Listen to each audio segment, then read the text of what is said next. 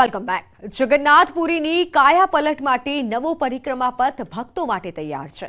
પુરીના ગજપતિ મહારાજ દિવ્યસિંહ દેવ અને ઓડિશાના સીએમ નવીન પટનાયક નવા પરિક્રમા પથનું ઉદ્ઘાટન કરશે. નવા પરિક્રમા પથમાં શું છે ખાસ? શ્રદ્ધાળુઓને કઈ રીતે મળશે વિશેષ સુવિધાઓ? ચાલો આપને પણ જણાવીએ.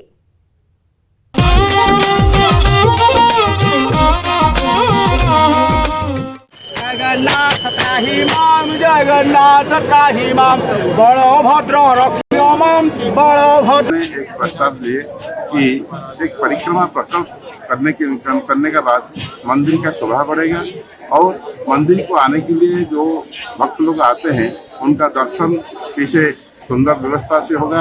परिक्रमा करवानी बहुत मोटू विशाળ થઈ ગયા પછી પરિક્રમા કરવાની ખૂબ આનંદ આવશે. જગન્નાથ ભગવાનના દર્શન કરી અને ખૂબ આનંદ આવે છે. અમદાવાદમાં આપણે જગન્નાથપુરી ધામ છે એ બહુ સરસ છે.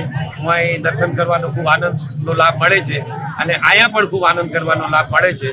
पहले जैसा था कंजूस था, जगह थोड़ी नहीं बहुत नहीं था और भगत लोग घूमने के लिए थोड़ा तकलीफ भी होता था. इसलिए चारों तरफ भी सजाते हैं, फूल गछ लगाते हैं, फूल का पेड़ लगाते हैं और बहुत आनंद होता है इसमें. જગન્નાથપુરીનો નવો પરિક્રમા પથ 800 કરોડમાં તૈયાર થયો નવો પરિક્રમા પથ. નવો પરિક્રમા કોરિડોર મુખ્યમંત્રીનો ડ્રીમ પ્રોજેક્ટ. 3 વર્ષમાં નવો પરિક્રમા કોરિડોર વિકસિત કરાયો. પુરીના ગજપતિ મહારાજની વિશેષ ઉપસ્થિતિ. 3 દિવસ ચાલનારા યજ્ઞની કરાશે પૂર્ણાહુતિ. 4.88 એકર ખાનગી જમીનનું સંપાદન કરાયું. 455 દુકાનો, 30 લોજ અને 19 મઠનો પણ સમાવેશ. આ મંદિરની આસપાસ 49 જેટલા દબાણો દૂર કરાયા. 659 દુકાનદારોને નવી જગ્યાની ફાળવણી કરાઈ.